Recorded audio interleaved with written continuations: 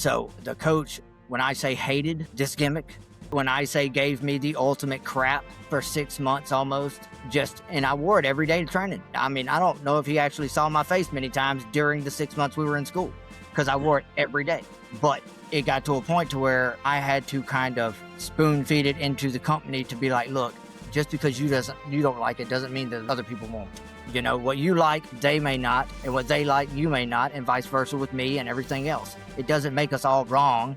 It just makes us different. And that is what makes the world beautiful, is the fact that they like what they like, you like what you like, and I like what I like. Don't yuck my yum is what we like to call it. Hey, I like that.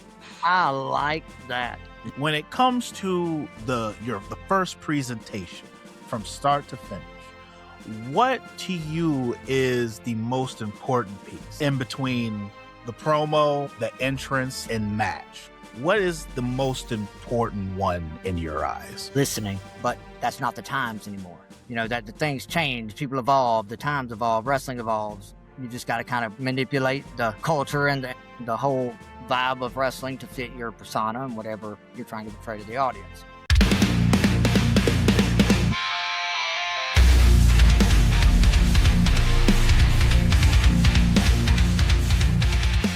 Welcome to another episode of the Big Brothers of Destruction podcast.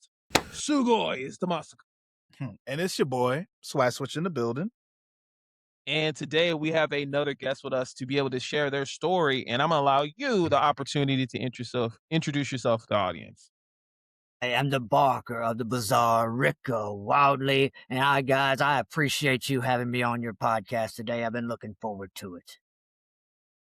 Absolutely. I mean, Swag is definitely showed me a lot of your content, especially on TikTok and everything. And the fact that you actually came to us was a real honor, because we're a growing platform, and for people to see us and say, hey, actually, let me work with you guys. So we definitely appreciate your time and, you know, the fact that you sought us out. So that is truly an honor. Yeah, I can't stress that enough. You are the numero uno, the first, because we was literally in the process of figuring out, all right, so how are we going to navigate the whole interview space type thing? Right. And that was when I saw you shot that message, and I was like, I literally hit him. I was like, hey, yo, bro, look, yo. He wants to come through and chill with us. Yeah. I was like, oh, I know. We got to make sure we get you in like ASAP, because, you know, you being the first guy. It means a lot to me, and I didn't realize I was the first. It's an honor on my end as well, but I know how it is getting started, promoting yourself, pushing your content, things like that, whether it be on whatever platform. And I'm doing that as well through my matches, and everything else is all content.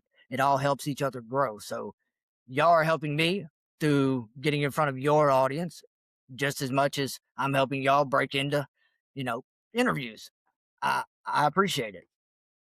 It's a give or take in the business, especially when it comes to wrestling. I know whether if it's promotion, whether if it's helping talent, it's all for the business, and we can all say we truly enjoy, if not love, this business. And speaking of, you know, now that we got a chance to establish that honor system, Yes. I would love to hear a little bit of your story, man. Matter of fact, your origin story of like, how did you start up in wrestling? How did you even get involved? What was your first sight of wrestling? Well, honestly, when I was young, I'd say 7 and below, I've got 2 older brothers, 2 younger brothers, and a sister, and we was never really a wrestling family. It wasn't anything like that, but I went to stay with one of my cousins, extended cousins, and he had the Shawn Michaels. I don't think it was called Boyhood Dream at the time, but it was a VHS tape. And this was like 96 or 7, something like that. And when I watched that, it was the Shawn Michaels Razor Ramon match with the ladder and all of that. I was like, never in my wildest dreams did I think a ladder could be used for something of this, like this. So I was instantly hooked, man. And once I got to school and started talking to my other friends and all this kind of stuff, and everybody at the time was falling into the Attitude Era stuff. So wrestling was everywhere.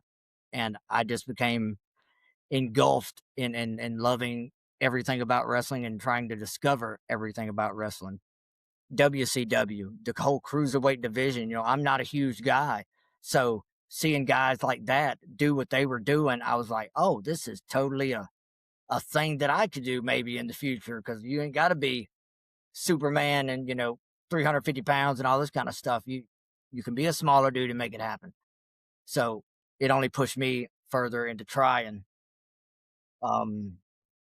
I got to be about 17, 18 years old. I ended up dropping out of school and having a kid, and had to put it on the back burner as far as trying to be a wrestler, chasing that initial dream, because I never lost it through high school, even being made fun of and this, that, and the other, because most guys were partying and chasing girls and this, that, and the other, and I'm still wanting to, let's go do something in the backyard, let's go pretend, and then they're like, grow up, bro. It's time, this, that, and the other. Ended up dropping out, having a kid.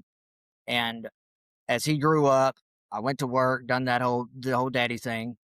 And at 30 years old, me and my current wife was out on the ledge in Cancun, Mexico, eating breakfast. And I was scrolling through Facebook and I seen Dusty Rhodes. This is 2020 at the Time. Dustin Rhodes had just opened Rhodes Wrestling Academy in Texas. And I was like, and I live in Louisiana. So I asked her, we just got married, we're on our honeymoon. And I was like, what do you think about moving to Houston? Just maybe I can give just one last ditch effort. 30 years old, it's kind of late to be decided to get slammed around, but I'd rather try and fail than to have never tried at all. In life with that what if, I can be humbled and humble by trying something and failing it and knowing I gave it my all, and that's what it is. But if to have never tried, then I'd beat myself up the rest of my life if I didn't. But anyway, about 30 minutes after that, two of my buddies from home, one hit me up on Facebook and one gave me a call on Facebook and was like, dude, they just opened a wrestling school up like 20, 30 minutes from the house. And I'm one of the biggest wrestling fans around my area. So I'm like, dude, if there's a wrestling school opened up around here, I would be the first guy to know, but I got to doing some research and they had literally, the day we left out of the States, they had decided to make it official and posted their first post on Facebook for the wrestling school, looking for their first students. And me and 4 other wrestlers went and were the first class at the UWE, United Wrestling Entertainment Academy of Louisiana. Hey, okay. That's crazy how that happened. Honestly, so y'all started off that school. And Hey, to not give you a knock, DDP, he started off at 35. And that is what drove me. I even talked to DDP about that. I went to a WrestleCon here a while back, and he was taking pictures and things. And me and a couple of the other guys, we stood around and talked with him for about 25 minutes. And I told him that same thing. I said, dude, you're knowing that you were older than I was and decided to get into it and made a crazy career. That's what pushed me to be like, man, I'm not too old. Listen, I say it all the time. When it comes to certain things like that, and when it comes to certain things like that, and I honestly feel, especially with wrestling, age is nothing but a number. It's not about because it's like, you look at some of the wrestlers, like right now, like people like Finn Balor, you know what I'm saying? Like, he's in his 40s, and you wouldn't be able to tell. No, definitely not. Not from the way he looks, from the way he moves. It's like some of these other wrestlers, like, like when you look at Edge and Christian, it's like they have a little bit of signs of like they're older because they letting their gray show. Right. They're wearing their gray with pride. Understood. But like if Edge right now cleaned up his face, colored his hair in, you wouldn't know that man's in his 50s. Oh no, definitely not. Definitely not. But that's the thing, man, is going into these locker rooms and knowing what I know now, I have a whole different mentality on, like you said, age is just a number. Because going into it, I was like, even though I knew DDP started at 35, I was like, who decides at 30 years old to start getting slammed? I mean, there you go. There you go. And we don't count wrestling. So yeah. Well, that's dope. That's awesome. But what I'm saying is, once I got into the school and I already had the gimmick done, because I was doing, I don't know if you've ever heard of it, the eFed stuff on Facebook. where it's like Mm-mm. promo battles kind of deal.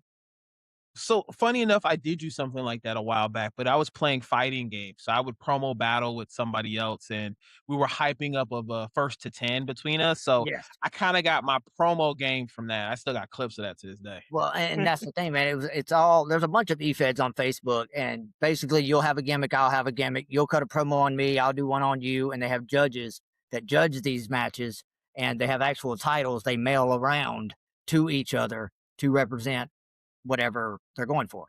But that's how this whole gimmick got started. The whole Barker of the Bizarre thing, Rick Wildly, this, that, and the other. As it progressed, it went on for about 2 years before I decided to actually get into the ring, actually go to the school and train to wrestle. So by the time I got there, I already knew how to promo, and I had the gimmick. This is what I wanted to do. I knew people enjoyed it. They've been enjoying it for 2 years, just seeing it on screen. So I know they'll enjoy it if I do it in front of them. So the coach, when I say hated this gimmick, when I say gave me the ultimate crap for 6 months almost, just and I wore it every day to training. I mean, I don't know if he actually saw my face many times during the 6 months we were in school because I wore it every day. But it got to a point to where I had to kind of spoon feed it into the company to be like, look, just because you don't like it doesn't mean that other people won't. You know, what you like, they may not, and what they like, you may not, and vice versa with me and everything else. It doesn't make us all wrong. It just makes us different. And that is what makes the world beautiful, is the fact that they like what they like, you like what you like, and I like what I like. You know, Don't yuck my yum is what we like to call it. hey, Don't yuck I my yum. like that. Yeah, But don't yuck my that's the yum. whole thing, man, is, I love him to death. He's a great guy, Dapper Danny Davis. He's a Mid-South and global legend. He's wrestled in Japan and all kinds of different places. But it's one of those things, I understand his mentality. He was trained by Ivan Putski, so he's got that very old school, you know, a lot of outlandish, off the wall kind of characterish gimmicks he's not really for. And I understand it, but that's not the times anymore. That the things change, people evolve, the times evolve, wrestling evolves. You just got to kind of roll with it, grow with it, manipulate the culture and the whole vibe of wrestling to fit your persona and whatever you're trying to portray to the audience. It's interesting with what you say, because I'm firmly with that idea, the fact, like, just because one person doesn't like it doesn't mean like everyone else won't. Yeah. And then at the end of the day, it's also in the way that you present it. And so, Oh, I know what, 1,000,000%. like one thing that I would I'd point on is, like, because like I said, it's all in the way that you present it, and you have to have the right people to know how to help present it. Because when you look at the Wyatt Six, you know what I'm saying? A completely amazing, dope idea through and through. The story, everything that they had with it, it was there was so much substance and so much that you could have done with it. But when you put it in the hands of someone who's like, I don't know what to do with these crazy peoples with the masks and the The darkness and the scary. Look, the only thing that I can say, man, about the Wyatt Six is I loved the idea. I loved it all. I loved Uncle Howdy, all the characters. It all was perfect. But if they wanted it over, it shouldn't have been 110% built around Bray Wyatt. I love Bray Wyatt. Fortunately. I love Bray Wyatt. I'm so glad that he came up with the idea. They built it around him, all that. But the entire time they've been around, it hasn't been about their character growth. It's been about keeping Bray's memory alive. And that is what has ultimately been their downfall, is because their characters haven't been getting the push that they need, because they've been just trying to keep the nostalgia of Bray going. And Yeah, I love all of them. The Wyatt family, everything about it. But you're right, they dropped the ball. You bring up a very interesting point, because yeah, that is literally what it was, especially with getting getting the light back. Yeah. Getting Yeah. that back was also just a resemblance of Bray. So it's just like, yeah, they won titles, they did all this, and to me, honestly, in the era of TKO, um, fortunately, characters like Uncle Howdy and them, you're not really going to see much of that as heavyweight champions nowadays. They're going to be essentially parts of the show, but like the talents they want to see are the people they can present to kids, they can sell most money. And Understood. unfortunately, Wyatt Six to them is not talents that could do that. And it's unfortunate because again, I feel like going to a place like a GCW, a AEW, we had the Dark Order. Those were very over characters, and WWE just and this is definitely a federation era, a golden era of WWF technically, but that's where those characters really thrived. And granted, we had some in the ruthless aggression, like the Boogeyman and things of that nature. But man, Well, you bring up a very interesting point now that you brought that up about Bray. if they wanted to right now would be the not just a great time, but the ultimate time to bring back stable feuds. Not just 2-on-2, not just tag feuds. I'm talking stable feuds. You know, if they want to bring in something different, go ahead and establish a couple tag teams, but bring back a 6-man tag belts. Bring in a stable, because everything is wrestling is all about revolving. Everything's been done. Everything has been done 1,000 times over. It's just been presented, like you said, in a different manner. Not that you can go back in anything that's being done today. You can go back and match it to something else that's been done in the past in one way, shape, or form. It's not about what it is. It's about how you present it and how you create it to make it your own. So there's been doinks and there's been all kinds of stuff with the whole clown thing.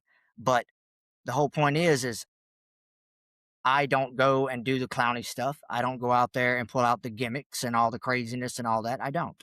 The mask is just a small part of what the Carnival Barker presents to the audience when he comes out.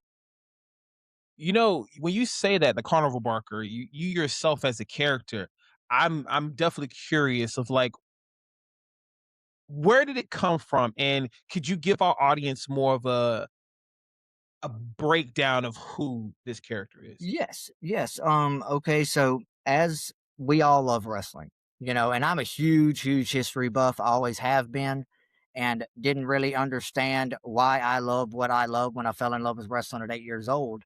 But as I went back and done my history research and things, and went back to the days of the carnival when the entertainment value of wrestling that we know and love, the outlandish characters, the crazy matches, the predetermined outcomes, the whole, you know, theatrical side of wrestling that we know and love nowadays. And we all know it's true. It is what it is. But with that being brought forth at the carnival back in the day, and I saw the first guy that walked out into the middle of the ring in front of a crowd and said, "Welcome. This is pro wrestling," whatever he said. I don't know. But the Carnival Barker was the first gimmick, the first character. And he ran the show. He told you what, when, where, and how. He was the guy that presented the show in verbal fashion to tell you everything that's going on, everything that has happened, everything that will happen.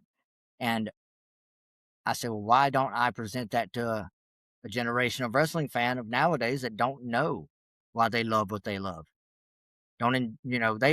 We all love wrestling and it's all good storytelling, but if you can go back and take appreciation for how it started, it will give you a whole new idea, a whole new love, and a whole new depth to the wrestling that you watch. You'll be able to watch them in a whole new light. If you know what I mean? And that is what I want to do. I present that to the wrestling fan of nowadays to show them why they love what they love. It's kind of like almost giving a rebirth, like you're doing a history lesson at the I'm same a walking, time talking history presenting. lesson. Exactly. Literally, Yep. literally a walking, talking history lesson, and I find that really dope because, as you said before, everything has been refurbished and used already so many different times. I mean, I'm a big fan of New Jack, Taz, and people in nature. We have Yes. talkers who are like that currently, Yes. and while their gimmicks are unique to them, but some of the storylines, some of the things that they did, they are just only replications of somebody else. And Right. so I find that really interesting that you take that with the Carney aspect because that is again where it started. So, It, man, that's it crazy. it's wild that, you know, you think about it and it's such an easy concept to grasp because, characters are characters. But the fact is like I even do it as much as When people say that they're billed from Milwaukee, they're billed from Austin, Texas, billed from wherever, but Rika, the character, is billed from your town. So everywhere I go, I'm from your town. Why? Because that's what a carnival does. It goes from town to town to town to town. And not only that, but it is an immediate hook because when they say from your town, no matter where I go, they go, wait a minute, from my town. Do I know this guy? Now they're invested. Now, before I've even got through the curtain, they're already sitting on the edge of their seat and they're trying to see my walk, my talk, my hair's long. Who do I know that matches all of these things that I can place in my life? Do I know this guy? Because I wear a mask, so they don't know if they know me. So they're already on the edge of their seat and invested, and I haven't even so much as do the first punch, got in the ring yet. It's all about that immediate hook. Listen. That's He's been crazy. listening to Jake the Snake talk. That's what that is right there. Yes, Boy. and that's why I'm like, yo, because I'm a big Jake the Snake fan, Yes. big Jake the Snake fan. But I love that because it's like I know there's a hometown man in TNA, so technically, like any city you go to, the announcer says from that city that you're in. No. Okay, From your town. got you. Okay, Your town. I'm not from that place specifically, but I'm from your town. I don't say USA. Gotcha. I don't say what state. I just say from your town. From your town. And they AKA say for it him just as is casual. They say it just as casually as like it's not an actual place. I'm from where you live. I'm from here. You're like parts unknown and stuff like that, kind of like that. Yeah, pretty Situation. much. And it just builds on the whole carnival aspect of the gimmick and the freak show rolling through town. And like I said, it already involves them. They are enjoying what they enjoy already before I've even stepped through the curtain. And then they see the lights. And then, even though every company has tried pushing me and my group heel because of the way we look, we're faces. We're good guys. And I understand the way we look and all that. It is what it is. Listen, I ain't gonna lie. You got some scary guys in your posse, fam. Well, look, man, and or at least they look scary. Okay, so I done an audiobook. It's a 35-minute audiobook for the family affiliated, explaining why these characters are the way they are and why we came to be the way we came to be. We're the family affiliated. Back in the day when the freak show was rolling through town, it was everybody had a different character. Everybody had a different gimmick. Everybody had a different show, a different art, a different style. But they all were under the same big top and were a carnival family. They traveled together, ate together, slept together. It is what it is. But that is why everything that we do is so different gimmick-wise, but they all mesh together because we're just a bunch of freaks when it comes down to it. And the whole persona, the whole gimmick, and as a family is to present to the masses that say what you want, act how you want, but everybody wears a mask at one way or another. We just have the gall to show it. Everybody has flaws, everybody has differences, but it doesn't make us any less approachable than you because we decided to show our mask versus you decided to hide it inside your house. I did not expect to get gems today. Now, These are gems, bro. These are gems. now Oh like my goodness. like Gluttony the Scarecrow. His whole thing is back in the day of the early carnival, he was a butcher. That's what he done. He cut meat, fed the masses as they came, but he sat back year after year watching these families of these husbands and these wives and these children come in and they're having a good time, the rides, the games, the whole stick. But he started seeing through that, seeing the bruises on the wives' arms and the son that's a little skittish when the dad moves too quick in his way and realizes that it's only a front. At home, this guy, the husband, is a manipulative, abusive, this, that, and the other. But when he comes out in public, he wants to play Mr. Perfect. And he was Landfill at the time, the butcher, and he became Gluttony, and he would steer them away and take care of the true darkness of the world that exists for the good. Man. Okay. Listen. It's I really like because some of this you actually a couple of months back you did an interview with actually a good friend of mine, David. Me and him, we went to high school together, so like we go way back. Okay. And some of this stuff I heard you was talking about, and I was like, these like some of these ideas and these like some of the stories that some of your like your family, as Yes. you say, Yes. that they kind of have that goes with them. It does feed into that whole that carnival aspect where it's like, yeah, they may look scary or a little weird and different kind of Yes. thing, but like deep down, We're all they're human. good people They're and they're human. good folk kind Yes, of they're thing. human. Even if they have like that real scary, Yes. that scary look, but there's like, have a rose. We're friends. Who's Like, you could put somebody that's like that husband, looks real clean cut, average Joe Blow down the road, looks normal, but is truly in his heart, in his spirit, and in his body is a dark, dark, scary man. But he looks normal outside. But then you got me, and it's the exact opposite. But that's what I'm saying. Don't judge a book. That's the whole thing, man. Don't judge a book. You That's know, crazy. No, I like that because for me as an individual, I like to use the concept of another day, another penny. It's my way of saying, I'm always moving forward. I'm always going to be true to who I am. yes, And I'm taking it when you put on the mask, when you put on uh your persona itself, it's not just that. It is a part of who you are. And yes. while I am performing, I am a talent in that moment, but I'm still able to give you that rose and still be treat you as a human, even though in the moment I look scary, but in all reality, I'm not. So, Well, yeah, I it like that. blows my mind once people finally grasp the concept of we're not trying to be a white six. We're not trying to, be just another scary gimmick and all of that because everything that we do is about pushing positivity. And I've said this on the last couple of podcasts, but me and Gluttony, outside of gimmick, have actually just started our own promotion, Exist to Inspire Wrestling.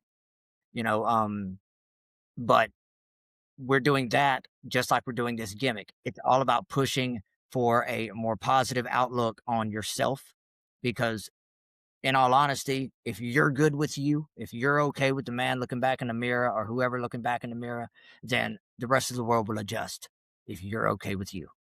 That's bottom line. And I want to be able to show people because I've had people offer me the spot of removing the mask and trying to go with a different gimmick and all this kind of stuff. And I want people to understand that regardless if you want to say it or not, I am you. I am the mask that you refuse to show the world every day. You may put it on when you get home, or you may wear it out to the world, reverse that, but you may take it off when you get home, but this is what you present to the world. It's a false facade, but you don't have to. Mm, You don't have to. Everybody has flaws. Everybody has differences and all of that. And like I said at the first of this podcast, that's what makes the world beautiful. That you look like how you look, and I look like how I look, and everything is different. Nothing is mundane. Nothing is the same. And if you focus on what everybody else presents you to the world as, then you're not living. You're existing. mm, Big difference. that is a great concept because I one of my favorite animes of all time, Fooly Cooly, it embodies that concept of like, hey, you have this baseball bat, which is the main character. His brother went into America as a baseball player, and the Haruko-sa, which is the female lead, she always kept telling the main character, "Hey, you can't go on in life until you make your first swing." And the character was so afraid of swinging, so afraid of taking that leap and fully expressing themselves. So I feel like that concept is very similar to that, and I feel like it's really dope that you are able to embody that as a character. Now, with you getting into wrestling, like, we talked about DDP, we talked about those people. Like, who were some of your inspirations as you were growing up and watching the product to the point where you finally got into the ring? Well, when it comes to like ECW and stuff, I was always a RVD fan. You know, the high flyers, the things like that. I was a, you know, Psychosis fan, WCW. I was a Billy Kidman fan, doing the shooting star press. Every, all the luchas that come through there, the Eddie Guerreros, the Rays, the all of them, the Ultimo that Dragons. checks. I mean, come on. That Who definitely couldn't be checks. inspired by those guys? Especially, like I said earlier, smaller dude. I'm like, those guys are doing everything and then some. That's my guys. So come over to WWF or E with people like Jeff Hardy, or the Hardy Boys in general, really. I loved Mosh and Thrasher back in the day. I did. Of course, That's yeah, a that team makes that gets sense. overlooked. It's a team that gets overlooked a lot. But yeah, I love the Headbangers. Dude, that was just a lot of tag team stuff that I really enjoyed through the era. Singly, I was always a Shawn Michaels guy. That was the goat, in my opinion. Will always be. That was the hook that drew me into everything. Period. That's basically it, man. Guys my size that I could go kept my drive going. That it wasn't a pipe dream because those guys are my size. You know what I mean? If they Absolutely. rocking around with the big belts and That's what I'm getting these saying. champions, she I Exactly. could do it too. that. You can run Exactly. that easy. So knowing that these were also your inspirations, and then obviously you developed your character based off those inspirations. I know something you mentioned earlier. I never got a chance to ask this, but you mentioned how people probably view you as scary. People probably view you as heel, and you probably get this comparison a lot. Do you get a lot of ICP comparisons sometimes? Dude, okay, so I've always been an ICP fan. My older Woo brother got woo me woo into woo. yeah, look, I wrestled at the Gathering. It is what it is. But I went my brother got me into it when I was probably 9 because he was into it. He was going into his teenage years, a couple years older than me, so he started jamming the Riddle Box and, Great Malenko and all that kind of stuff, and I fell into the same vibe as I got older. But as I built this whole persona and the whole thing, the Carnival Barker gimmick came. The clown thing was last because I didn't I didn't want to be just a guy in a tailcoat. Looked at more like a ringmaster because that's not really, in my opinion, there's not a bunch of growth to that character. You get stuck. If you're a carnival barker, a ringmaster, whatever, they're going to expect the vest, the tailcoat, the top hat, the cane, every single time.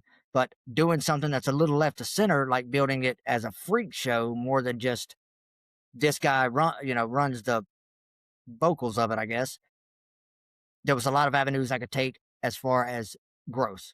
Like this last weekend, I came out as the Lizard Man, and I had scale. I made a whole new jacket with scales on it. It had a dragon tail on the back, had a deep hood with dragon scales. I had dragon scales where the pink diamonds are on my mask. I mean, came out as, but that's the freak show, man. What freak show didn't have a lizard man? I mean, True. I'm Or just bearded saying. lady who Right, lifts or yeah, something right, of that nature. Yeah. right. I just cut my beard. I was bearded lady last month. No, but it's just a lot of ways to be and stay creative, and I'm super creative, and especially when it comes to wrestling. And now that I get to constantly work, and I say constantly work on this gimmick, pushing it. I've been in 5 going on 6 years. I've probably made 7 or 8 different jackets. The lights didn't start out with the gimmick. I was just doing the mask and the glow in the dark gear kind of. And my first outside my normal home booking or home promotion, I went to Kingsland, Texas, or Kingsville, Texas, like 10 hours away from where I live. And I get down there and it's just a ring and a black curtain. That's it.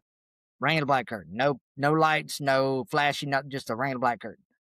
And it really killed my whole vibe, you know what I'm saying? So I thought to myself when I got home on the ride back, I was like, you know what? Instead of worrying about what everybody else has at every promotion that I go to, what lights they have or don't have, I'll just bring them myself. I'll just be the light. Okay. And I That's that's can what actually respect that too. that's real. That's actually a smart move because now it's like because now they can't fuck up your entrance. They can't ex- fuck up your exactly. like now what their production can be absolute shite, but you got your own production All I going need on, for so you you ain't is got to to worry cut the about it. lights off. Exactly. So it's like, hey, All yo, I needed if for you you is could to just hit cut a the lights. light switch real quick, boom, you That's come it. out. Well, yeah, dude. And that's the thing, man, is not only do you stand out, everything outside of my mask and my boots, I made myself. I've made Mm. everything. And all because I am super creative. I've done graphic design and things like that. So doing that stuff with costume design, I was doing that years ago, going to the Renaissance Fair and all this kind of stuff, for my friends and things. So Mm, creating the gimmick itself and piecing it all together wasn't a big hurdle, knowing how to sew and all that kind of stuff. very But nice, very nice. it has made it. Oh, I'm sorry. Oh, Go so ahead. No, no, Oh, no, go ahead. it made it to where when I go into a locker room, because I think I've worked 30 different promotions so far, and I go into locker rooms and I see the same tights that we ordered from the same guy. They're just different color, but they're the same pattern. You know what I mean? And everything I've got, no one is going to have because I made it myself. Yes, You know? yes. That's the way to do it. That's the way to do it. The Now, undeniable. only to slightly shift gears here, because you did bring up the fact, because I'm like, oh man, Rekka Wiley, he is definitely one of us. You know what I'm saying? When I was listening to your interview with my boy David, he didn't really he didn't really dig a whole lot into it, but I'm like, I'm going to dig into it. Go for it. I heard you was a avid D&D player. Oh, what? Okay. Okay. That's a whole we're gonna just take the left Listen, and you the gotta right. understand, boy. But look, I dabble a little bit in some D&D myself. You know what I'm respect. saying? Okay, what you play? What do you play? So right now I'm a DM, but Okay. Oh, well, I can respect that. but my if I had like my standard, if I'm just gonna go into somebody else's game, I'm gonna be a Yuanti, gonna be a mix between a fighter and rogue, specifically an assassin. Gotcha. I'm a rogue shadow dancer, so Oh, a ninja that's basically. yo, I rogue mean, shadow dancer. That was me. 3.5 rogue. Oh yep. my god, That's the fam. max, dude. That's what I've been playing since high school. Matter of fact, me and 3 or 4 of my buddies, we call it the Epic Map Campaign because we have literally added to it over the past almost 20 years now, since 2007, 6. That's nice. And he's got it rolled up in a little tube, like a tube from National Treasure. He's got it rolled up in there, and every couple of years we'll roll some out, play a little bit, add to it, and it's all drew out. So it's great. It's just great. Oh man, fam. That's where Listen, Ricka come from. That's the whole name creation. Because the whole thing with Rogue Shadow Dancer was I threw knives. I was super precise with throwing knives. And not only that, but I could take them, and because I was a Rogue Shadow Dancer and I could at times teleport, I could take these knives and throw them at objects and have them ricochet and hit what I wanted. So the nickname Ricochet became the thing. Ricka. Ricka, right. Yeah. And when I decided to get into the wrestling, I was going to be I was thinking of a name, and I was going to be Ricka the Wild Card Lee, because my actual middle name is Lee. And I got to doing some more research and looking around the internet and things, and I realized there's a billion different Lees and there's a billion different wild cards in every other promotion. And I was like, yeah, I need to come up with something different. So, I came up with Wildly because it's wildly entertaining, wildly charismatic. You know, Bro, you over here blowing his mind like, fam, these plugins right now. I mean, dude, when I say this is not an overnight process, this was a dig. This was a complete dig, build over time. And I wanted it my biggest thing in wrestling. And I know it changes every day, but my biggest thing personally in wrestling is things that do not make sense. I want you to, as a fan, as a wrestling connoisseur, I want you to spoon feed me every detail of why this character and this gimmick is who he is or who she is and how she got. AEW, are you listening? I'm just saying, like, I love characters. I love gimmicks. I love the most outlandish of them. But give me purpose. Give me reason on why I should enjoy these characters. If I know their depth, they're back. If you were watching X-Men back in the day and it just popped on and there was just guys fighting already and had no depths on who these characters were, you would enjoy it, but it would be a lot more enjoyable if you knew their struggle, if you knew why they were the way they were. Same time. AEW, are you listening? I'm just saying. I mean, that's just the way I feel personally, and I don't get to voice it enough. And that goes indies, that goes pro, that goes all of it.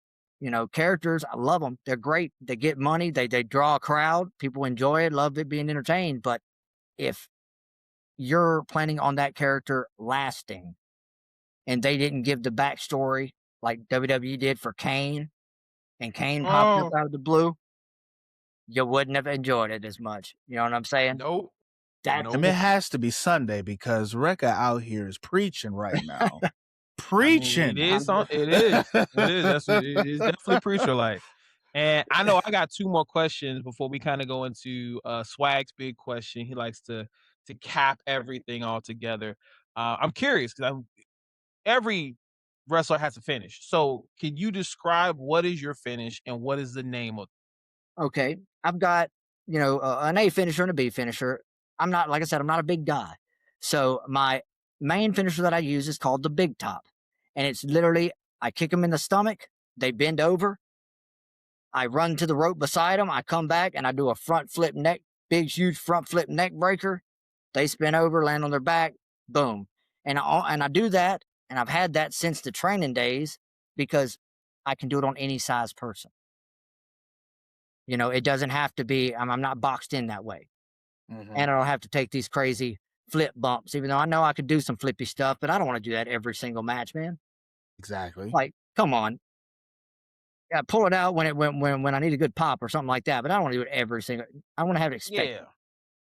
Longevity of the body is right, very perfect. right. So for me, I'm kind of thinking of it as John Morrison's flip. That's exactly what it is. It's exactly what it is. There we go. I do it off the run. I run into it and catch him and do the flip. Same thing. That's what I was thinking. Okay, so that's the A finisher. Yeah, and the B finisher is if I'm facing some guys that I can manhandle and pick up like that, is I get them in a torture rack, we do a helicopter spin, and I let go of their legs, and we fall in a flying double neck breaker or big neck breaker. Boom. Okay. I get I've actually seen the clips of that one. Yeah. I've seen clips of that one. Yeah. And I mean, like I said, I can't do it a lot. The UFO drop. The UFO drop. So the big top and the UFO drop. Okay. That's it. Okay. I mean, I've got a bunch of other things that I pull out periodically, but I was trained old school, a lot of locks, a lot of things that newer wrestling fans don't see as much because of everything being so flashy nowadays, and honestly, my selling versus not selling has gotten me over more than being able to take these giant moves or do these giant spots or whatever, just on the fact that people see me as more human. If I get a big move, why would I get right back up? I mean, hurt or not, why would I want to get right back up? I mean, I'm a small dude and you just slam me down to my back from 5 foot up in the air. The art of selling has been tainted and somebody needs to reestablish it, because we was maybe about an episode or two ago, we went on a small tangent talking about the fact that people just don't sell like they should anymore. Dude. And it hurts me because it's like it would elevate and enhance the feeling of the match so much. I think the one that that I was specifically talking on was, what was it? It was WrestleMania, right? WrestleMania, fantastic match between Roman Reigns and Punk. But after going through all that they did, I needed Roman Reigns to it was the whole idea of Roman Reigns was able to outlast the old man per se type thing. But at the same time, CM Punk took him through some shit. Right. You know what I'm saying? Right. And Roman Reigns, he bounced up and did the double run off the ropes and then speared him. And then he's like nothing happened. I'm like, bro, your ribs, why ain't you holding that? Dude, okay. What's your neck? Remember back in the day, people used to take go through one table. Next week on Monday, they ribs taped up. Yes. You know what I mean? You know what I'm saying? Thank you. Like neck come on, brace. Right, neck brace, Something. not an ambulance. Like, Hard fought match. I pinned you, and you gotta lay the belt on top of me because I'm tired. Like, right. That's what Shawn Michaels used to do. I The used to fall love when over. Triple H. The fall over. Yep. Do the super kick and just fall over top of him. Not Good even work. that, but like when after Shawn Michaels had his matches, like especially Bad Blood match, Triple H had to carry him out because Right. Taker just destroyed Him him. and Taker So carried him out. I mean, mhm. but that's the thing, dude, is people, the reason that they used to love like Lucha, okay, and I'm going to use that as an example because it's all mask guys. But when you wear a mask, there's no facial selling.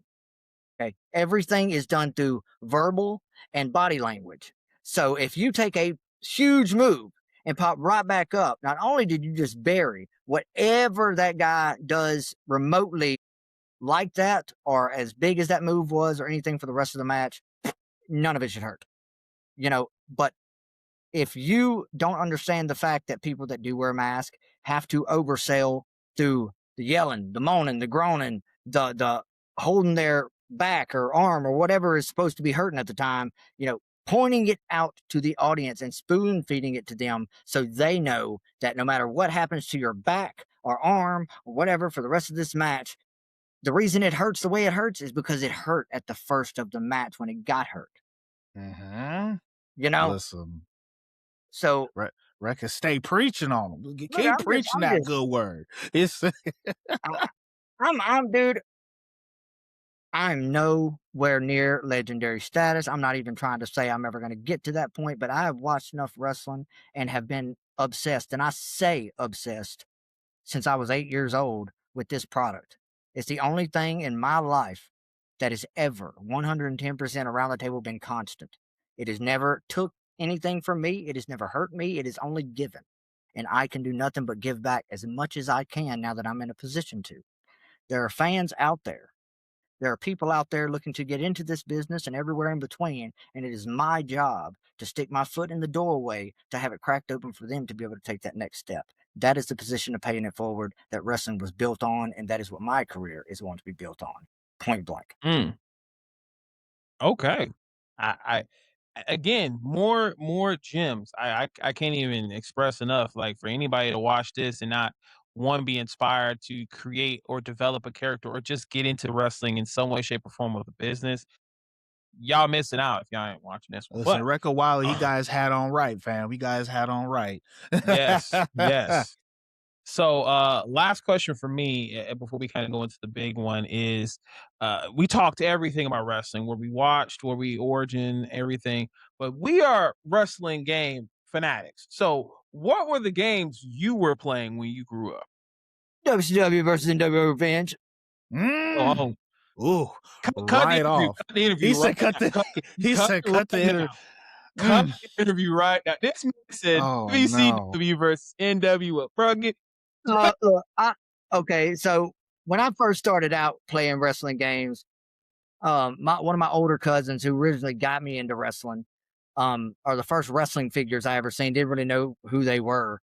But he had a Super Nintendo, and we played some like Royal Rumble back in the day, some WWF Royal Rumble and things like that. But as far as me playing on my own, it was going to be WWF No Mercy or WCW versus NWO Revenge. And then I got my first PS2, and that became a roller coaster of SmackDown, Here Comes the Pain, Shut Your Mouth, so on and so forth, onto the SmackDown versus Raws. And it got to be about 2015 or so was when I owned my last game and owned my last system.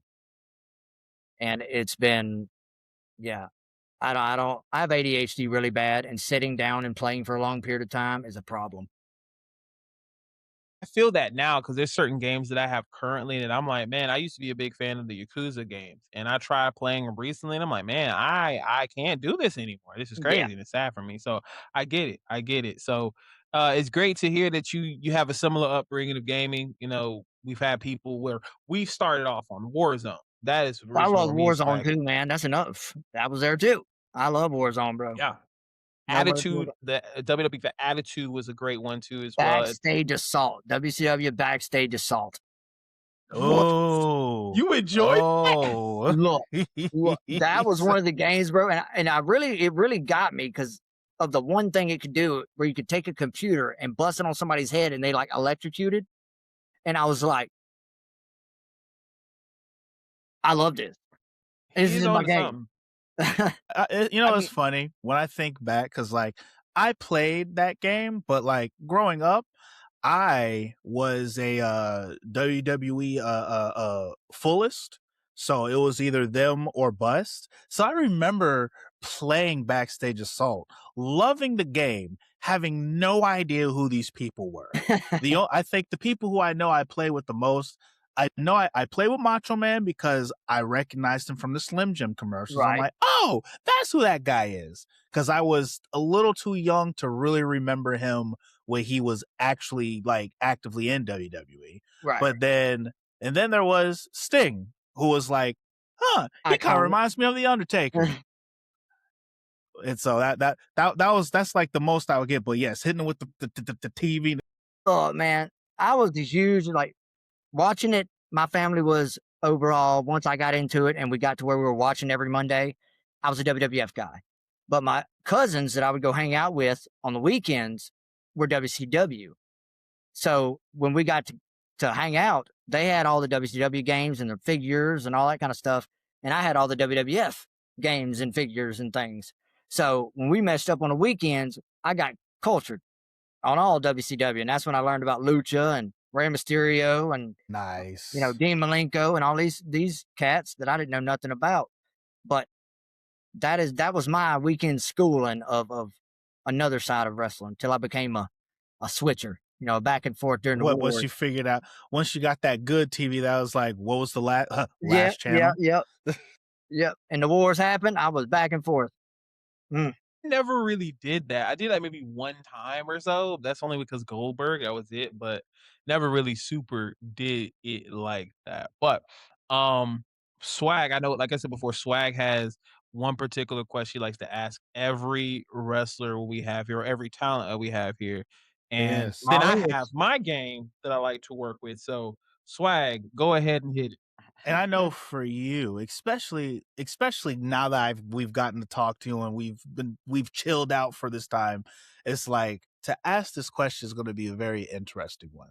Yeah. So the first half of this question is when it comes to the first presentation from start to finish, what to you is the most important piece in between the promo, the entrance slash, actual visual presentation, and then or in match? Of those three, what is the most important one in your eyes?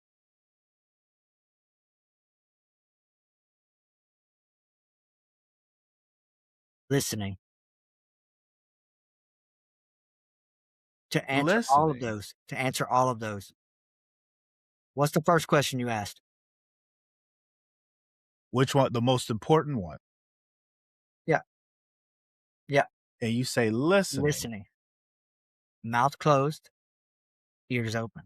Because no matter how you've been, no matter where you go, there will always be somebody there with different ideas, different ways of looking at things, different ways of being, different ways of seeing your gimmick. Not that you need to change it, not that you need to manipulate it in any way, but everybody's ideas and visions of the way they see you to the world is different than yours. Not that it may change you at all, but if you're not open enough to listening, then you're going to box yourself in and you're only going to go as far as, your little walls have allowed you to go. But if you are open to letting everybody else inspire you as you're inspiring everyone else, then the things are limitless. Your entrance, your persona, your gimmick, your career is endless. But That is true. listening is number one. That is true. And I liked how you take that concept of taking all three and basically just listening. And listening, it could be a all three in one concept. If you had to choose out of the three though, what would you say is the most Most important important, in the debut aspect? most important is going to be your promo. And the only reason I say that is because it creates the initial draw to who this character is. With one promo, they're going to decide if they're going to buy a ticket to that event or not. You know, and without that, what's the point of having an entrance if ain't nobody there? Mm. You know, you've got the initial hook. That's the thing. It's the name, it's the pictures, it's the gimmick, it's the video, it's the promo, it's all of it. But if you don't have that initial draw to get them at least pique their interest a little bit, then there's no point in the rest of it even being a question. Got to get them in the building first. This is why I was like, this guy that on some legendary. You're so far like this. You hit. I threw the question at you, and you knocked it out with like as if it was like you hit a curveball and you got the home run with it because it was just like, oh, he threw it back at me, and I'm just okay. I like that though, because it makes sense and it's very true. Yeah. Because regardless of how you see it, it's more so how everyone else sees it. And once you can get that feedback from everybody else, that's where the true power of it all lies. Learning how to take, I'm going to use these words, and they are so powerful. Constructive criticism. Learning how to take that as someone talking to you and not talking at you. Once that is understood, your growth is endless, because everybody that you come in contact with could change you in some way, shape, or form, whether it be a new motto or a little, one-liner you use, or a new way to put your gear, or, just a way to present yourself at a wrestling show. When new guys come in, they don't know to show up and shake everybody's hand and introduce yourself to the promoter and all that kind of stuff, and kind of sit out of the way in the locker room, kind of find your own little corner. There's things that happen that you learn over time, but they don't know. So if you get somebody that is willing to learn, willing to listen, willing to grow, then there's nothing that they can't do. As a promoter now, I've said this multiple times and I've had to turn guys down, but if I had one guy who could wrestle great, amazingly, top-notch guy, but couldn't promo to save his life, then I got a guy who can promo just over the moon, great, amazing, but can't wrestle to save his life. And then I got a guy in the middle that can do a little bit of both pretty good. Who do you think I'm going to book? Right. Exactly. It's not only because he has room to grow. The middle guy has room to grow. He doesn't think he has perfected his craft. Wrestling will never, ever in the history of mankind, to this world goes to wherever it's going, will never be perfected. There's no such thing. Wrestling is a beautiful, perfect imperfection that we know and love as professional wrestling, because it breaks down in everybody's life in a different manner. What speaks to you in a match may not speak to me, and vice versa. What storyline speaks to you may not speak to me, but that is what makes entertainment great. That is what makes this small little escape that we have amazing. That is pro wrestling. Period. Swag, I feel bad for you to ask this next question, because goddamn. I mean, no, it's good. It's good. Listen, like I said, Rekka he out here preaching, man. Rekka preaching right now. Like he may not feel like it is, but like somebody needs to hear this. Yes, bro. Speaking from the heart, man. So somebody's gonna hear this and gonna be all like, I get it. Because he ain't said nothing but truths.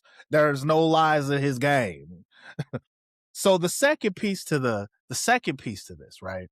The way that it goes is, so with that being said about those three, in a situation where you're in like this new establishment, people don't know who you are, and you're getting all these pieces lined up.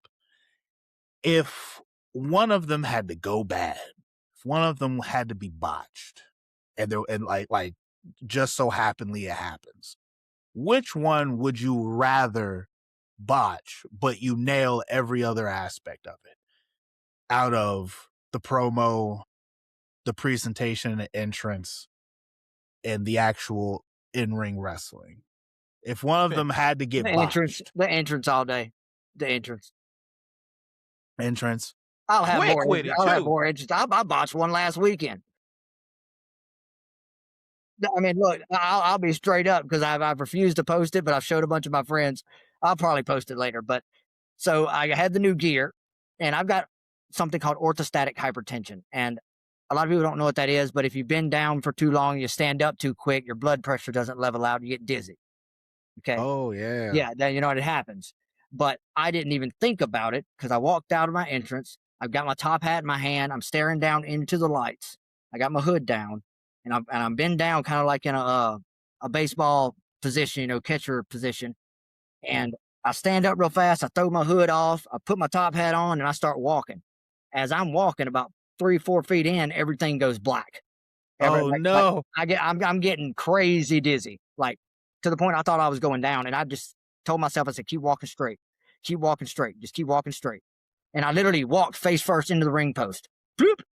Just like it tipped my hat. I went bam, and it like tipped my top hat. But I played it off, Oh, and I just kept walking around the ring once I kind of gathered myself. But that right there kind of freaked me out a little bit. I was just everything just kind of was just tunneled in and went black. And I was like, oh no, oh no. There was like 600 people there. It was in Mississippi for a cancer benefit. And oh, dude, match went great. Everything else went great. But if I had a choice between all three, promo, I don't want to botch that because that's your hook. That's what's getting them in the door. I'd rather botch the entrance because I can fix that later. I can do something different and do another entrance later. And I don't want to get hurt in the ring by botching any moves. So, You know what? Sound logic. Because I mean, like you could even be like, "Yo, something was in me in the moment, and I just boom, I didn't realize where I was. I was it's spiritually well, when connecting I them. say You they could turn out the technically, light, yeah. when they turn out the lights, it's usually jet black dark in there. And the only thing I can see is the lights under my top hat. And I really can't see nothing, until I get right next to the fans. well, that That means that when you sounds. stood up and that extra darkness started kicking in, it's like, But oh look, no. because I was staring down into my top hat, holding it down like this, and I was staring down into the lights. And when I looked up, I didn't have time for my eyes to adjust to the dark or anything. So, oh, dude, it was Mm. bad. It was bad. It's not even really a botch at that point. That was just No, the botch boom. was me walking into the ring post. That was the botch. Yeah, that's what I'm saying. That was just like, damn, the lights. That was my bad. Hey, at least you didn't drop because Well, of that. usually I don't wear the hood. I don't have a hood on most of my jackets. So I'll stand behind the curtain with my top hat on, waiting to come out. And I got time, 30 seconds or so, for my lights to kind of adjust my eyes. So by the time I do walk out, I'm good. But Got you. then, but I did not at that point. It was bad. Okay. Well, I want to say thank you for giving us that because that would be a tough question for any talent is to kind of know exactly where that goes. But I will say, Rekka, you've made it this far into the podcast episode, so we're gonna have to hit you with the game show mode of the episode, where we actually bring up the concept of book, bump, or bury. So, basically, the concept is pretty much similar to marry, date, kill. But what we're Mhm. putting you in is the role of a booker, and we're giving you the exact eras of wrestling that you brought up to us earlier and putting talent in front of you, and you will explain who you will book, bump, or bury. And sometimes it could be tough for any talent to say, I don't want to bury this person. But if you could give reasons, great. If you don't want to, we're not going to force you. But the whole point behind it is it's just a game. We're shooting the shit. We're having fun. So I feel Honestly, like the any best talent. policy. Let's go. I'm All right, ready. bet he's ready. All right, cool. So we're going to go with he said, run it, bruv. Run we're it. going to go with the ECW era first because you mentioned that earlier. So, talent that we could look at is going to be Taz, New Jack, and the Dudley Boys. Who would you book, bump, or bury? Look, I'm going to say all are amazing talents. Okay. Absolutely. All are amazing talents. Taz, just on. I'm gonna go with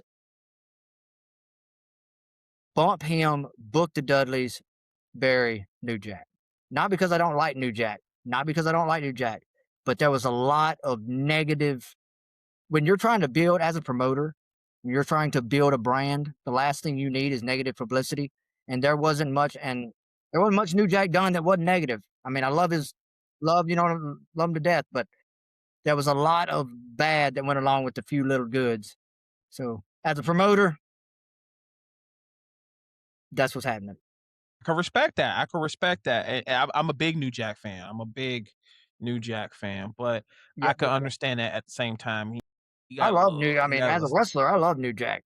Absolutely, absolutely. Next one is going to be Rob Van Dam, Sabu, and Tommy Dreamer. All right. All right. Oh, let's see. I'm gonna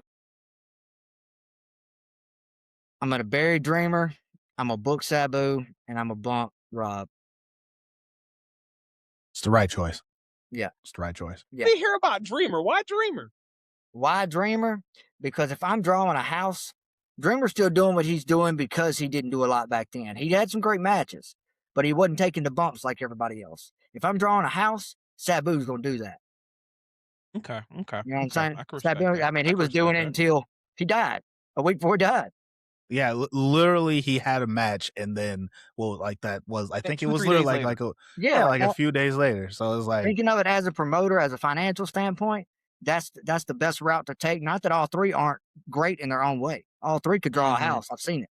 But I know that ultimately, if there was a choice to be made on who's going to overall draw, and ain't got no doubt about it, it's going to be Sabu. Got it. You know it's what? funny. He said it a lot nicer than I would have said, because my response was like, why would I have done it that way? Because Tommy Dreamer ain't Sabu, and Tommy Dreamer definitely ain't RVD. Touche. I mean, yeah. Damn. I mean, I gotta give Tommy Dreamer violence, man. Damn, y'all. I gotta give Tommy Dreamer his respects. RVD had to kind of step back for a while because he done all the crazy stuff. Sabu, same way. The reason Tommy Dreamer's still able to do what Tommy Dreamer's doing is because he played it safe a lot of the time. Bled, yes, but who didn't? Especially in ECW. Right. So last one from this era, and it's going to be Cruiserweight Edition. Okay. Jerry Lynn, Tajiri, Super Crazy. Okay. Yeah. Okay. Yeah. I love all three of them. Like there's so much going on in my head. That's probably the hardest, in my opinion. Yeah. I'm gonna have to say, said Super Crazy, Jerry Lynn, and who else? Tajiri. Tajiri. Okay. I love Tajiri. I'm gonna say I'm going to bump Super Crazy, or bump Jerry Lynn, book Super Crazy, or bump Tajiri, book Tajiri, and bump or Barry Super Crazy. Yeah. Okay, so you're booking Tajiri. Yes. Bumping Jerry Lynn, and Barry and Super Crazy. I love Super Crazy. Super Crazy's fire. I mean, dude, there isn't anything that he hasn't done that I just haven't enjoyed. Especially when they were doing the three or the Mexicools? LW Mexicools and all that. Yeah. I loved it. But I just know now, overall, did Jerry Lynn make a long-term impact like Super Crazy did? No. Super Crazy's still going at it, every now and again. But for that period, if we're in that moment, in that era, at that time, as far as over as Jerry Lynn was, it's hands down Jerry Lynn. Especially with his matches with RVD. Those are. Well, a lot of people knew Super matches. Crazy, but they didn't know him because he was fresh from Mexico. He was still gaining a fan base. Jerry Lynn was over already. Yeah, he also they always put him in the first match of the card, which was smart though, because him and Jerry and Guido, man, they always took the house down. Set the pace. That's the best way to do it. You have a banger opener, people gonna stay for the rest of them. Hell yeah. And now we're gonna go to the Attitude Era. So I'm gonna throw some people at you real quick. First set is going to be Kurt Angle, Chris Jericho, and The Big Show. Okay. I'm going to book Chris Jericho, bump Big Show, Barry Angle. Damn. Okay, that's the second person that said Barry Angle. Okay, so give us your logic. One or two things, and I'm not saying all three probably don't, but as far as entertainment value and willing to give the business, Chris Jericho and Big Show have that in spades. They're willing to do whatever, however, whenever, and no questions asked. Everything outlandish and crazy that Kurt Angle ever done to get entertainment on screen. He may have done it and it looked good on screen, but once you hear about interviews behind the scenes, he done nothing but bitch the whole time about, looking not professional and this, that, and the other. It's like, it's entertaining, dude. Like, as a person, that's why he gets buried, in my opinion. Not his wrestling ability. It's not that. It's who do I want on my show that I know is going to entertain, going to wrestle great, and going to draw. And Big Show has done crazy things as well with all the sumo stuff. And it's all the crazy things. Shokishi. Yeah, right. That and then Chris Shokishi, Jericho, oh my God. hands down. So that's the reason I would do it that way. You know what, man? Another sound decision. Shake my hand. Shake my hand, bro. Yes. Absolutely. Okay. Next one. It's gonna be Triple H, Mankind, and Kane. Okay. That's a hard one. But then again, if we're doing it WWF era, Attitude WWF Era. I'm going to book Kane, bump Mankind, bury Triple H. Okay, we talk about my time Triple H. So would love to hear if you want to give it. Would love to hear why you would do this setup. You could just rewind the video because I'm gonna give you the same explanation as Kurt Angle. Okay, I okay, mean, you know what? He's not wrong. He's not fucking I mean, wrong. No, not in Who's the gonna draw? slightest. Who's gonna put on a banger? And who's gonna give me an issue behind the scenes on what I ask him to do as a promoter? Triple H is God gonna be the one. damn. I don't want that in my God life. damn. That's it. Listen, and as he said, he is indeed running a promotion as well. So this is straight promoter instinct, Right. promoter thought process here. Well, I know what I want in my locker room and what I expect out of my show. And if you're not willing to give me all of that 360 degrees, then there's no reason for you to be there. I don't have the money nor the time to deal with people who think their egos are bigger than they are when we're all sharing a locker room together at the same show on the same day in the same venue. Your ego should be no bigger than mine because we're all here to make this show great. Period. Damn. Okay, well. Yes, sir. This last one's a doozy. So I'm definitely curious because we've had two people so far who've given similar answers. But last one for Attitude Era is going to be Stone Cold Steve Austin, The Rock, and The Undertaker. All right. I'm going to, if we're doing, give me a year that you're focused on. So we're talking about 1998 towards 99. So it's definitely Ministry of Darkness Undertaker. Okay. Yeah, Ministry of Darkness Undertaker. I got you. And that's kind of where I was needing to focus on. If I am going to do that era, then I'm going to have to bury Undertaker, The Rock, book Stone Cold. Ooh. Now, not that I don't love The Undertaker, but, and I'm going to give you the logic. Undertaker was a great gimmick, was working on his gimmick. But the reason he swapped it to overall maintaining the entire Ministry of Darkness is because he knew his gimmick was getting stale. And if he knew it was getting stale, then that means the people could see it was getting stale. And this is right before the jump of the American Badass now. I mean, so that's when the Undertaker gimmick wasn't that it ever went bad. It was the fact that it wasn't drawing a house like it used to. Now, The Rock and Stone Cold were on peak game at that point.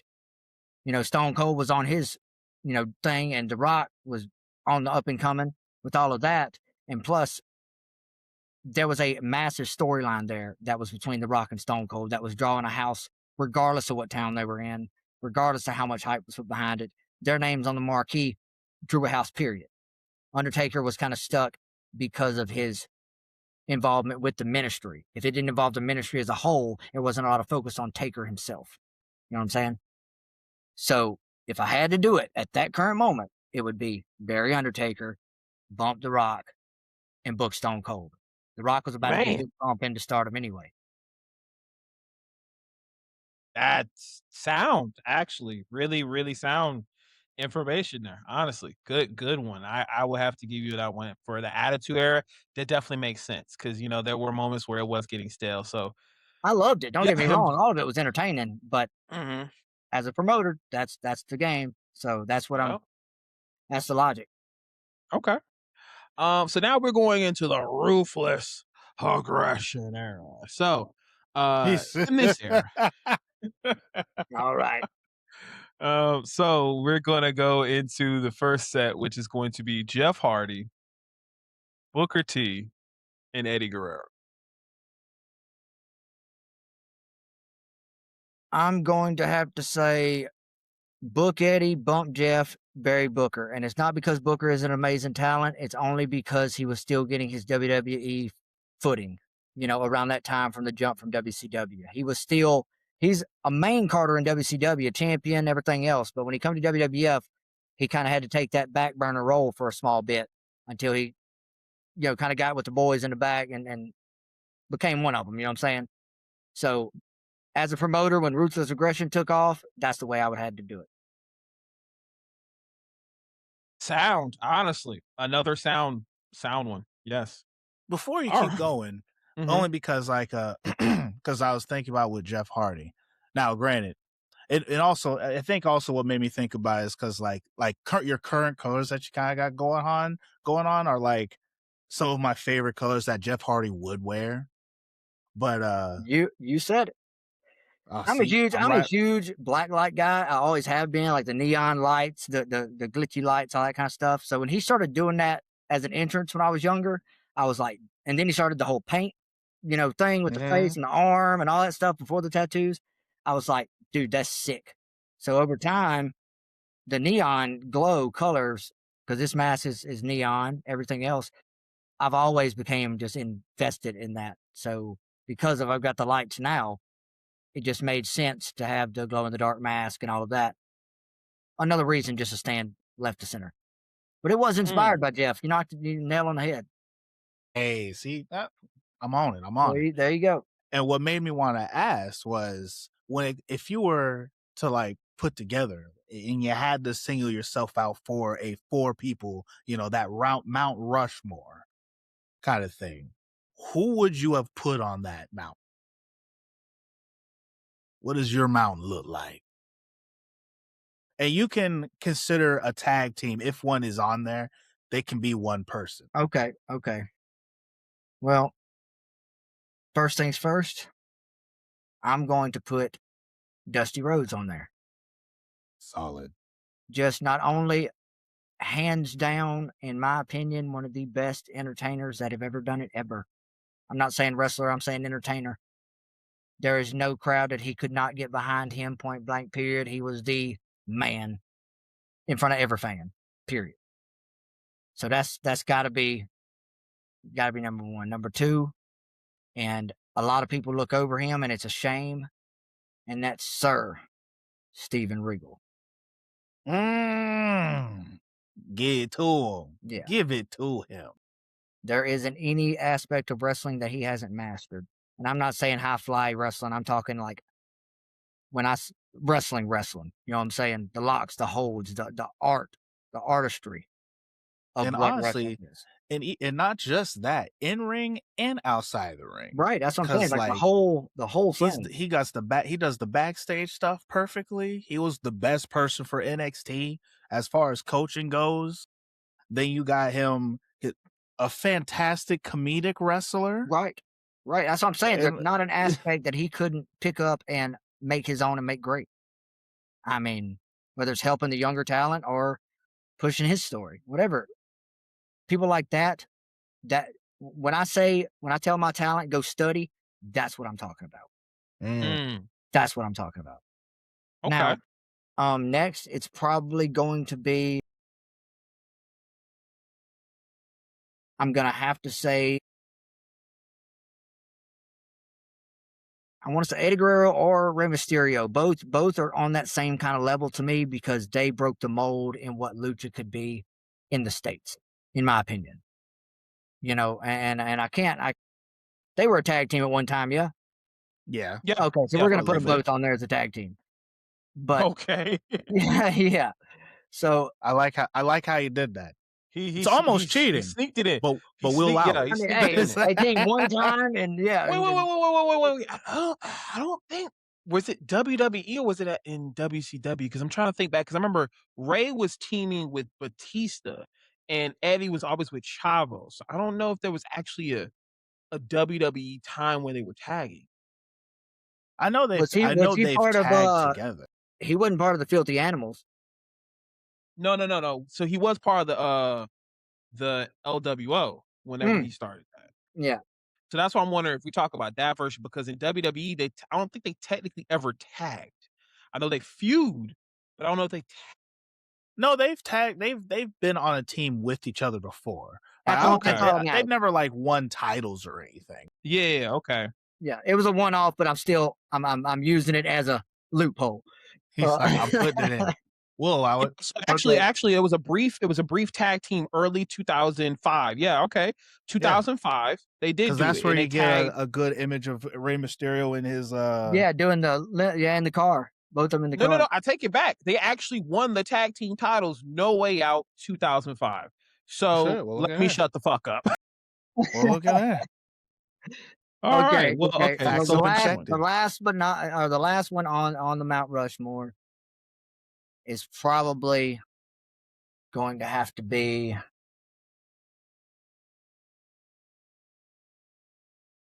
John Cena. okay.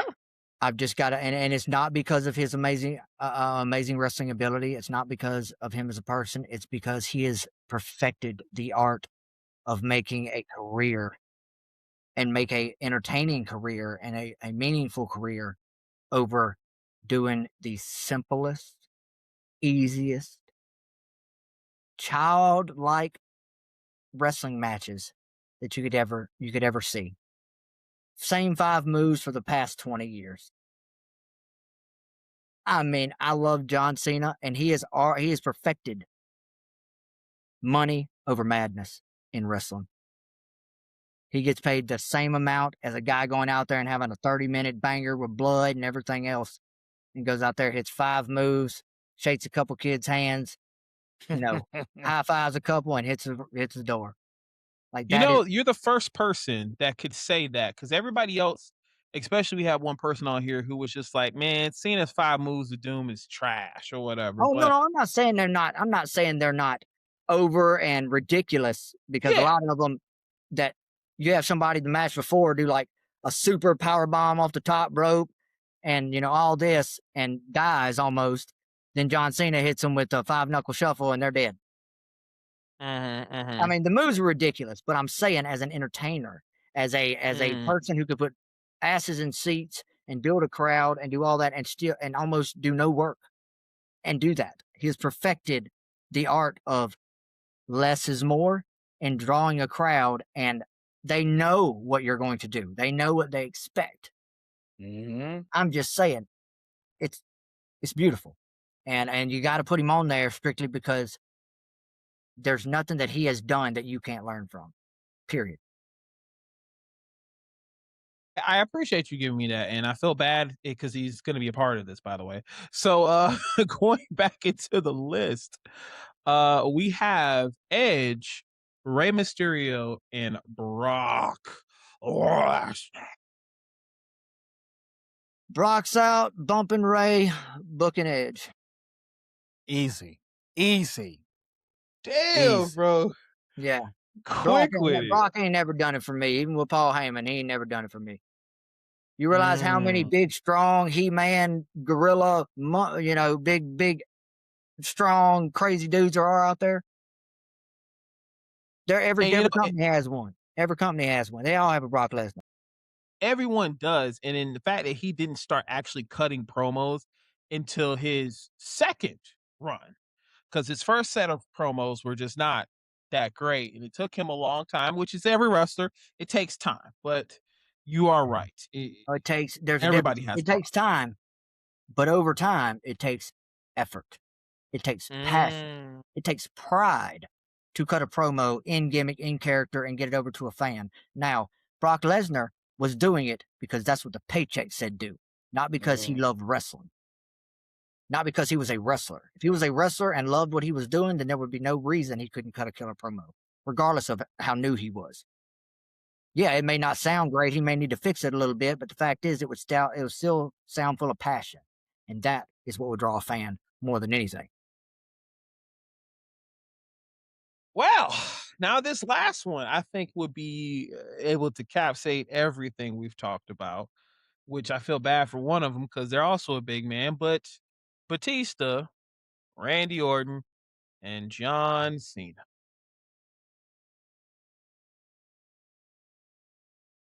Batista's out, bumping Randy, booking John. Yeah, kind of figured. Now I that mean, you brought up I the like Brock situation. Batista, I do, but because of his size, just like Brock Lesnar, when you have somebody who is their entire persona, ego, personality, and everything is built on their size, you can't tell them anything because they're bigger, stronger, this, that, and the third. I'm done with that. As a promoter, that will not happen in my locker room. I don't care if you're 20 pounds or if you're 500 pounds or you could bench this whole building. I don't give two shits. The fact is you're on the same card as that dude over there.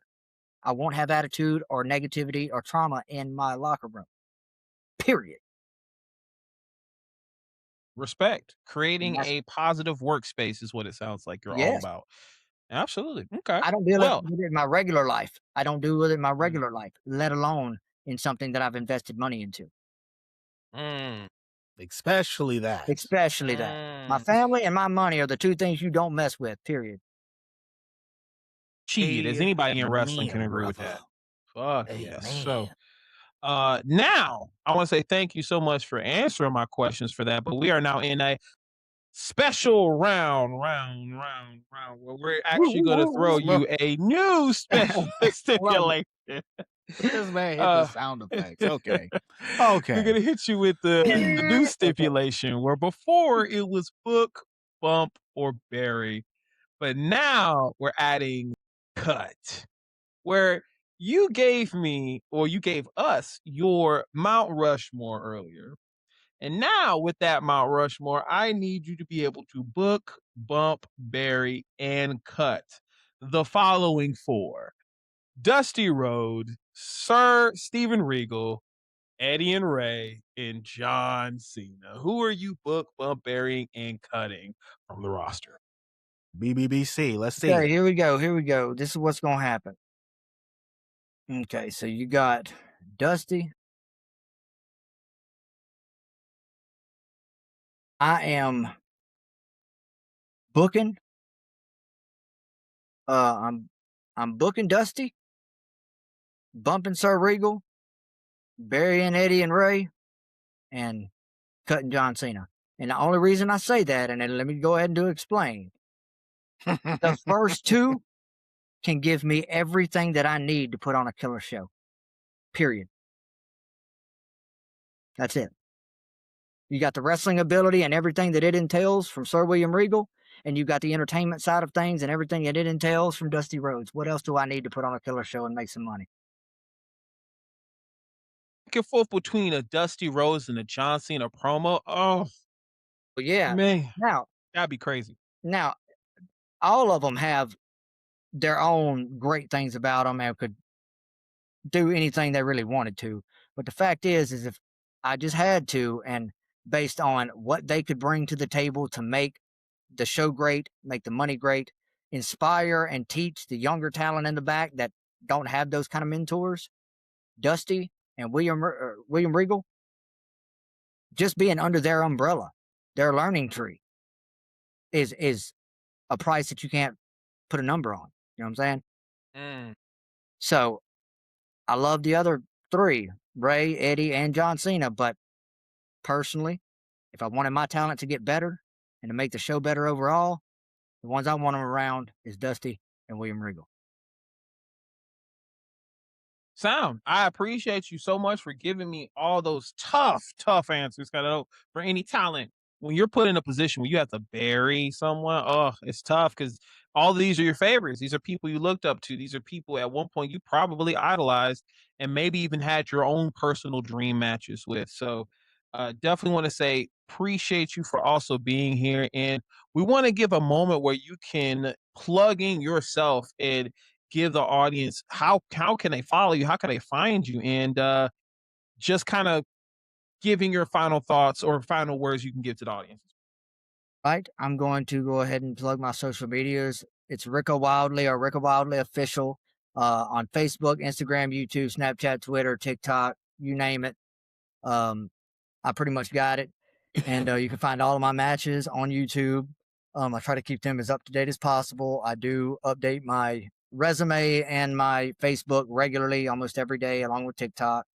But I am going to end this the same way I end my podcast every day. And it is always remember to push for positivity. Always make the most of each and every day.